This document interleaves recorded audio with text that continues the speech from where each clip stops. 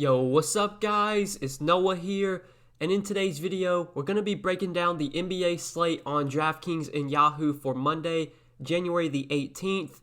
Now it is MLK Day, so there are a lot of games today. I think there's like 10 or 11 games in total. There's going to be games on basically all day from like noontime till 10 o'clock at night. It's what the NBA does, every MLK Day they have games on all day. For this video, though, we're just going to cover the 4-game night slate, pretty much the main slate, the 7:30 slate that starts, the slate that starts at 7:30, goes from 10 o'clock at night. We got a 4-gamer, tonight. I know there's an early slate, but I don't plan on playing the early slate. So obviously, if I'm not playing, I don't want to put a video out for it. So we'll just break down these 4 games. We'll go team by team. We'll start off with Milwaukee, Brooklyn, then we'll work through each game team by team. We'll break it all down, talk about what I like for tonight's 4-game slate. Just before we do get started, guys, as always, I would appreciate it if you would hit that like button down below. If you are new to the channel, be sure to click that subscribe button as well. Click the notification bell so that way you do get notified every time I upload. You will also get notified every time I do go live. I do plan on going live this afternoon to break down this 4-gamer once again. So if you're able to tune in this afternoon around 3:30 Eastern Time, I will be live streaming. You can come hang out. I'll answer any questions that you have regarding tonight's slate. So be sure to tune in if you can. But yeah, let's go ahead and talk about tonight's 4-gamer. We will start off with the Milwaukee-Brooklyn game. We'll start off on the Milwaukee side. So Milwaukee, at this point, is a pretty straightforward team. Their entire offense runs through Giannis, and then you'll have Chris Middleton, Drew Holiday that'll chip in. There's not a ton of bench guys I love targeting from Milwaukee. They're pretty much fully healthy right now. So it starts with Giannis at 10,400. I think on this slate as a whole, Giannis does look like one of the better pay-up options. You got Luka at 11K. You got Harden at 10,800. You got KD at 10,100. Then you got like Curry, LeBron, Zach LaVine, AD. I like Giannis the most, I think, out of all the pay-up options. Love this matchup here against Brooklyn. This should be a very, very fast-paced game. Both Brooklyn and Milwaukee, I believe, are top 10 in pace so far this season. Right now, this game does have a 238.5 total with just a 2.5-point spread. So it's expected to be a very high-scoring game, and it's expected to be a close game as well. That's literally all we can ask for in terms of, what we want from Giannis. Like, we want Giannis in close games where he's going to play his full minutes. That should be the case tonight. It should be a fast-paced game, just a ton of points scored. 10,400, like, that's too cheap for Giannis in a game environment like this where he's going to be playing likely 33 to 34 minutes.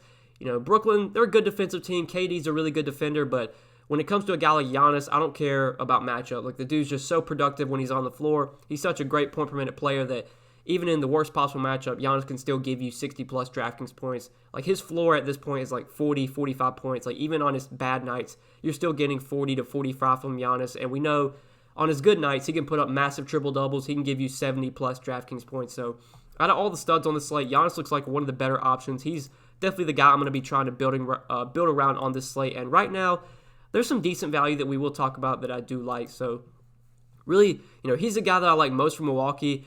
Chris Middleton, Drew Holiday, these are great players, but in terms of fantasy, I don't really target these guys much whenever Giannis is healthy.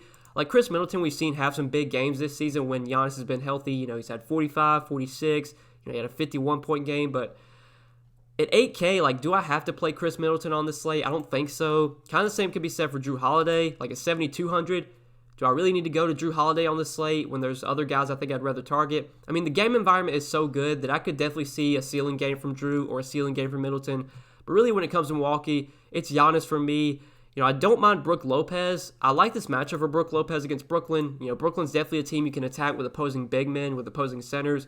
And Lopez's minutes have been pretty secure so far this year, especially as of late. He's played at least 30 minutes in 4 of their last 5 games. You got at least 30 minutes from Brolo. Seems likely he's going to play about 28 to 30 minutes a night, sometimes more.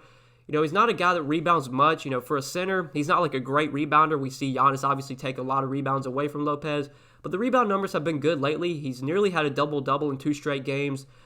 In this type of matchup, in this good game environment, I don't mind Brolo. I guess him and Giannis are probably my 2 favorite guys from Brooklyn, from Milwaukee, but definitely Giannis is, clearly the standout play. Bobby Portis, Pat Connaughton, I just don't want to target any of these guys. Portis has upside, but I just don't really play Bobby Portis when the team is fully healthy. He's only probably going to play about low 20s minutes. He might get more if the game blows out, but obviously this is a game that we expect to stay close. So really that's it from the Milwaukee side. Now on Brooklyn, this is a kind of a tough team to break down right now. So James Harden is obviously, he's already made his debut with Brooklyn. He made it on Saturday, and he had a massive game Saturday in his first game with the Nets. He played 40 minutes and had 79 DraftKings points, had a triple-double, 32 points, 12 rebounds, 14 assists. He also had a block and 4 steals. Just a massive, massive game from Harden. Now, Kyrie Irving was out Saturday. Right now, Kyrie Irving is listed as questionable for today's game. We don't know yet if he's going to play for COVID protocols. I'm pretty sure he's back with the team, but now they have to make sure that he is, COVID-free since he's been away from the team. So I guess it kind of comes down to if Kyrie plays. Like, if Kyrie plays, this is going to be a tough team to, at least at the start, this is going to be a tough team to kind of figure out. Is Harden going to be a guy that we want to pay $10,800 for on a nightly basis? Is KD going to be a guy we want to pay over $10K for? Like, I do expect this Brooklyn offense to just be so concentrated around those 3 guys. Like, I think, probably 60-70% of the points that Brooklyn scores on a nightly basis is going to come from those 3 guys. For me, I think I'd rather play Giannis over Harden and KD. Even if Kyrie's out, I think I would rather go to Giannis over those 2 guys. Now, sure, you could get another big game from Harden. It seems like on his new team now, he's going to be way more motivated to play. I mean, he looked great in his debut on Saturday. KD had a really good game as well. KD played well, 62 DraftKings points in 40 minutes. Both him and Harden had massive games. If Kyrie's out, I think those 2 guys are definitely in play. If Kyrie plays, it just becomes really hard to predict what we're going to get from these 3 guys. And since they're pretty expensive, it's kind of a wait and see for me for right now. I don't expect any of those 3 guys to be like core options for me. Like I said earlier, I think I'd rather go to Giannis over them. But then you got like Joe Harris at 5,800 with with Harden in the mix now, with Kyrie maybe back. I just don't want to play Joe Harris on this slate. Now, DeAndre Jordan, I do actually have some interest in. So with him as the starting center now, Jared Allen obviously no longer on the team. DeAndre Jordan is going to start and probably get, I would say, mid to high 20s in minutes most nights. Some nights you may see a little bit less. Some nights you may see more. He's in the 2 games he has started so far with Allen, no longer on the team. As a starter, he's played 28 and 23 minutes, 31 and 16 DraftKings points. So he's had a good game, and then he had a bad game on Saturday against Orlando. DeAndre Jordan is a guy that when he does get minutes, he can be relatively productive. He is a great rebounder. If he plays 28 to 30 minutes, it's possible that you get a double-double from him because he could definitely, get those putback dunks. He's always around the rim, so, they can throw lobs up to him. He's, like I said, he's a great rebounder. He's always going to be around the basket, grabbing boards. He can block shots as well. At 4,800, I still think there is some upside for DeAndre Jordan, especially in a fast-paced game where you should see a lot of shot attempts, a lot of rebound opportunities for him. I actually like DeAndre Jordan quite a bit as a value today. I think he does look like a pretty good value at the center position. I like him on Yahoo as well.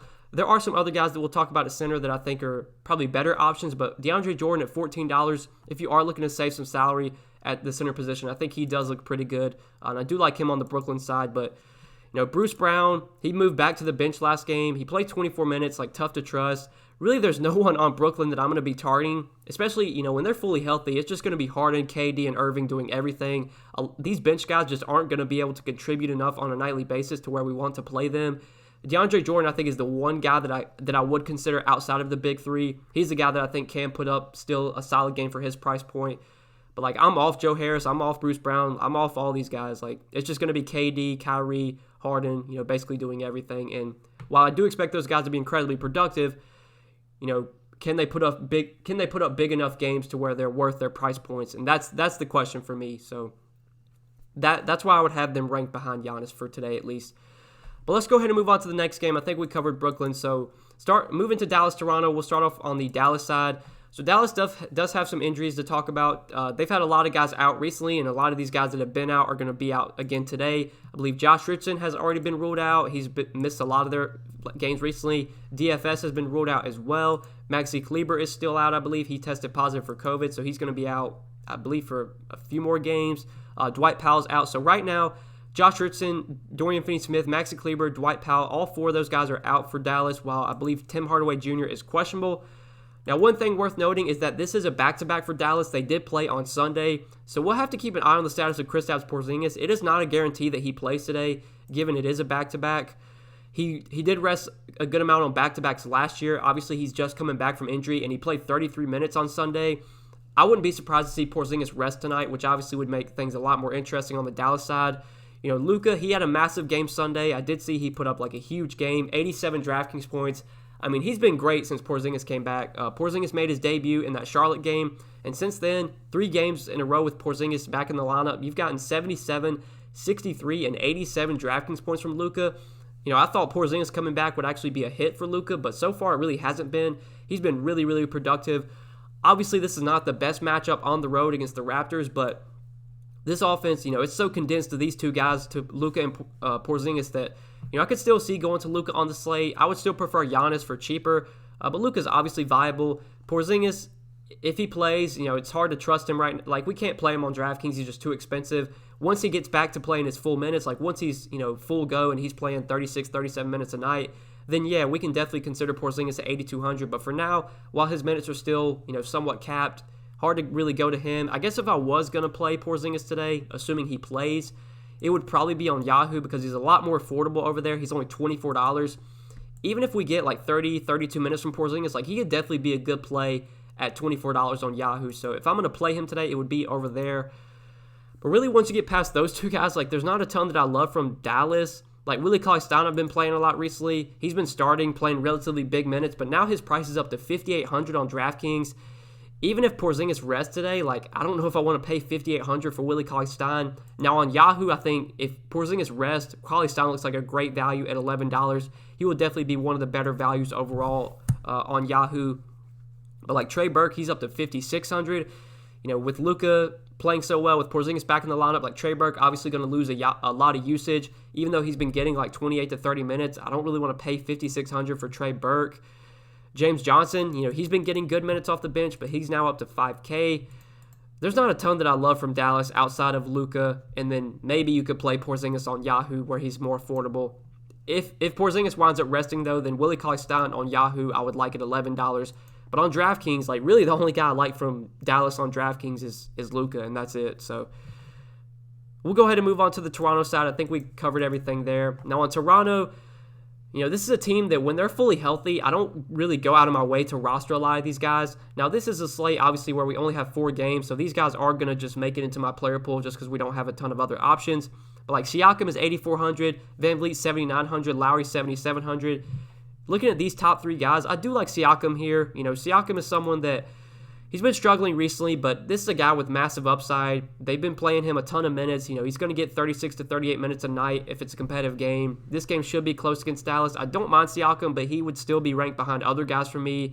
Kind of the same could be said with Van Vliet and Lowry. Like, I think I have other guys ranked ahead of them right now. Like, for example, I would much rather play Christian Wood over Siakam, so that's why, I'm not as interested in Siakam. If we look in the 7K range, I really like Kobe White at 7,600.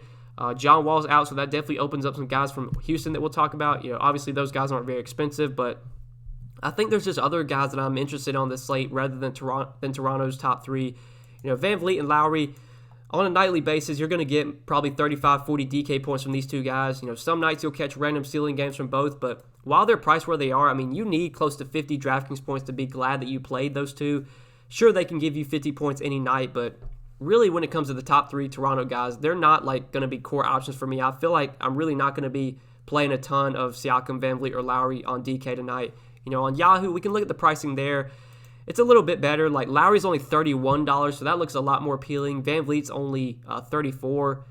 Between those two, I'd probably go with Lowry because he's a little bit cheaper. But I guess if I was going to play the Raptors' big 3, it would probably be on Yahoo.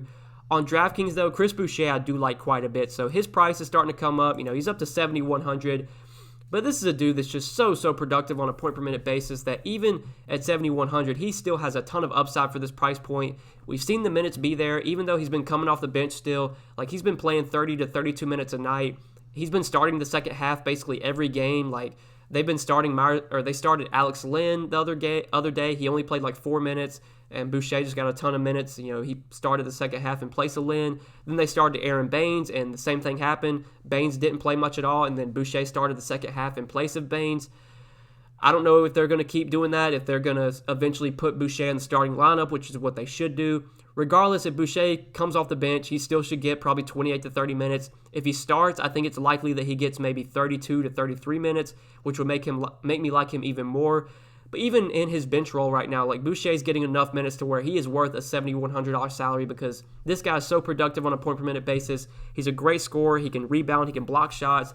He gives you 40-plus point upside now that he's getting 30 minutes a night. There's 40-plus point upside on a nightly basis from Boucher. So I like him a ton. Even though the price is up, I still think he's honestly probably my favorite guy to go to from Toronto. When you factor in price point, I think Boucher gives you the most upside, and he's not the most expensive either. Like Boucher could without a doubt be the highest scoring player from Toronto tonight, and I would not be surprised at all. So really do like Chris Boucher. OG's up to 6K, so I really don't want to play OG at 6K. Norman Powell had a pretty good game off the bench last game, played 28 minutes, 34 DraftKings points. Do I really want to chase that? Not really. I'm not the biggest fan of Norman Powell. Really, that's kind of it from Toronto. This game in general, the Dallas-Toronto game, doesn't have a ton that I love. I like Boucher on the Toronto side. I think Luka's obviously a good play as well. If Porzingis winds up out and he rests, then maybe we could consider Willie Cauley-Stein. But yeah, this Dallas-Toronto game, not a ton that I love overall. But Houston-Chicago, now this is a game that I think is very, very appealing on this slate. So we do have some notable injuries from Houston. Right now, John Wall has already been ruled out. Daniel House remains out as well. So both Wall and House are out for Houston. Eric Gordon is probable. DeMarcus Cousins is probable. And then Sterling Brown is questionable. Exum, Clemens, those guys remain out as well. So really the big news here is that John Wall remains out. Plus, something to note is that Victor Oladipo will be making his season debut with the Rockets. Now, as you can see, Victor Oladipo is not in the DraftKings player pool, which is really, really weird. Like, we got word I think we got word today or yesterday that Oladipo was going to make his debut on Monday, and he's not even in the player pool, which is really stupid. But he is in the player pool on Yahoo, so we will talk about Victor Oladipo over there. I do like him quite a bit. He's only $27 at shooting guard. We'll talk about him in a second. But, it obviously starts with Christian Wood. Christian Wood has just been so good these last few games. He's just getting such a heavy role right now with John Wall out. Cousins has been out recently, but Cousins is expected back today. Even with Cousins playing, I don't expect that to affect Christian Wood too much. I think the main concern is that, Eric Gordon's expected to play. Victor Oladipo is going to make his debut, so maybe those two guys will take away a little bit of usage from Christian Wood, but still, this dude's just so productive when he's on the floor. He's a great scorer. He's a great rebounder. We've seen him just put up massive games recently. He's a dude that can just absolutely stuff the stat sheet, and in a matchup against the Bulls, a team that has always struggled to defend bigs, right now the Bulls are playing at the fastest pace in the league, or second fastest pace in the league as well. Both these teams are pretty fast paced, so this should be a track meet. This should be another very high scoring game on the slate. I love a lot of these Houston guys today, and I think it definitely starts with Christian Wood. It's tough to pay $8,900 for him on DraftKings because that is a hefty price. You're going to need a big game from him to pay off that price, but he has the upside to do that. On Yahoo, though, I think Christian Wood he still remains way too cheap on Yahoo. He's only $37. If you look at the pricing on Yahoo, let's compare him to some other guys like Zach LaVine, who I like as well, is only $1 more than Wood. Chris Middleton's $3 less. Siakam's $3 less. Definitely give me Christian Wood over all those guys. I think Christian Wood is still way too cheap on Yahoo and looks like a great option at $37. And even on DraftKings, I do still like him a ton over there. I think he's obviously a guy you could look to on DraftKings. But we will talk about Victor Oladipo now. So obviously Oladipo is not in the DraftKings player pool, but he is in the Yahoo player pool, and he's only $27 on Yahoo, and I think that's way too cheap for Oladipo.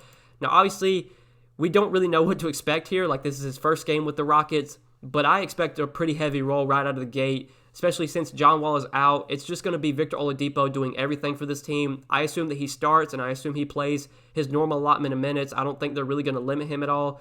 If anything, he should be fully rested, given he hasn't played in 6 days. His legs should be fresh. He should be able to handle a heavy workload. And in a great matchup like this against the Bulls, a fast-paced team, the upside is through the roof for Victor Oladipo here. At only $27 on Yahoo, with him getting such a heavy workload for this Rockets team with John Wall still out, I like Victor Oladipo a ton. I think he's a great option on this slate. Love him on Yahoo at $27. Wish he was in the DraftKings player pool, but on Yahoo, he does look like a great play today. But then other guys we could target. So Eric Gordon, I like a ton as well. I expect him to be a big beneficiary with John Wall out. I'm not sure if they're going to start Eric Gordon or if he's going to come off the bench, but regardless, at $5,200 on DraftKings, it's really affordable, $14 on Yahoo. Eric Gordon looks like a great play today. We know he greatly benefits when Wall is off the floor. If you saw last year, whenever Harden would miss games, Eric Gordon was always a big beneficiary whenever Harden would miss games. he's just a way more productive player when Harden is off the floor, when Wall's off the floor. He gets more usage. He's just able to get more shots up. He's able to have the ball in his hands more. Normally, I don't play Eric Gordon when the team is healthy, but whenever we get situations where like Harden's out, obviously, Harden's no longer on the team, but today we have John Wall out, so that does greatly benefit Eric Gordon. Now with Victor Oladipo playing, maybe that'll hurt Gordon a little bit, but still, I expect a lot of the offensive production from Houston to come through Christian Wood, Victor Oladipo, and Eric Gordon. I think those are going to be the three guys you see doing a lot of the scoring for Houston tonight. And at 5,200, I like Eric Gordon quite a bit. I think he does look like a really good option on both sides. I think he's definitely a little bit too cheap today. But Jae'Sean Tate's another guy I want to talk about. So he has been starting recently for Houston, and he's been playing pretty good minutes as well. Last two games, he's played 33 and 26 minutes, 38 and 25 Draftkings points. Now, I have no idea what Houston's starting lineup is going to look like today. I assume that P.J. Tucker and Christian Wood will start in the front court, but then do they start, I assume Oladipo will start maybe at point guard or shooting guard. So then it just comes down to, do they keep Jae'Sean Tate in the starting lineup? Do they start like Eric Gordon, or does he come off the bench? Do they move David Nwaba back into the starting lineup? Like, we don't really know. I assume that, especially with how well Jae'Sean Tate's been playing, that he sticks in the starting lineup. And if that's the case, I do like him quite a bit on both sides. So his price has come up on DraftKings, but still, he's shown plenty of upside to pay off this price point. I mean, last game, in only 26 minutes, in a game where he shot terribly from the field, 2 for 11, he still had 25 DraftKings points. So far, he's been a guy that's really kind of been able to contribute in all categories. He's been able to give you points, rebounds, and assists. He's even given you some defensive stats as well. Like, Tate's been doing a little bit of everything when he's on the floor, so he is someone that I do like quite a bit, especially if he does stick in the starting lineup. 5,100 on DraftKings, I think, still a nice price point. He is very cheap on Yahoo. He's point guard on Yahoo, which I don't really understand, given that he's like a small forward, a power forward, on the floor. That's the position he plays. I don't really know why he's point guard on Yahoo, but point guard, $12. Jae'Sean Tate looks like a really good value over there as well. I like him a ton from the Houston side, but once you get past like Wood, Tate, Gordon, there's just not much else that I love from Houston. Like Cousins, I don't really want to play when Wood's healthy. He's just not getting enough minutes.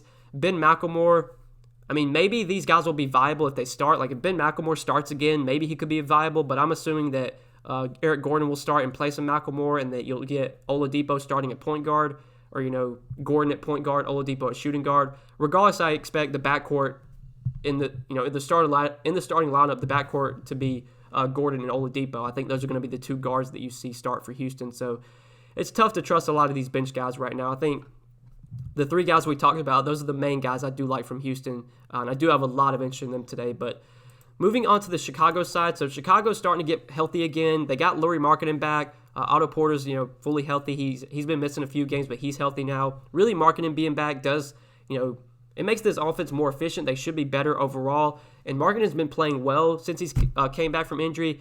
Through 2 games, he's had some really good outings. 30 and 47 DraftKings points. He's played his full minutes, 35 and 33 minutes, in a great matchup against Houston, a fast-paced game. I actually have a good amount of interest in Lauri Markkanen today, and honestly, I think he's probably my favorite guy to target from Houston. 6,700 on DraftKings is kind of a hefty price, but I think he can still pay off that price point. Markkanen looks really good on Yahoo, though. He's only $21 over there. I think he definitely looks like one of the better power forward options on the slate, along with Giannis, so I do like Lauri Markkanen quite a bit. Levine, White, I think are both definitely in play as well. In a game like this that should be so fast-paced, that should be so high-scoring, I mean, really Levine, White, Markkanen, I have interest in all three of those guys. But once you get past the top three, like Wendell Carter, he can have success in this matchup, but he's up to 6,500, so do I really want to pay 6,500 for Wendell Carter? Probably not. I think I'd rather play Markkanen. Otto Porter, now that he's back on the bench, it's tough to trust him. I really there's just not a lot that I love from Chicago outside of the top 3 guys, Levine, White, and Markkanen. Those are really the 3 guys I have the most interest in today, and I think overall, Markkanen's probably my favorite guy to target from Chicago. But yeah, let's go ahead and move on to the next game, to the late night hammer, the Warriors and the Bulls. So this one will probably be pretty easy to break down. Both of these teams are pretty straightforward when it comes to their offensive production. We know basically a ton of the offensive production from the Warriors is going to come through Steph Curry.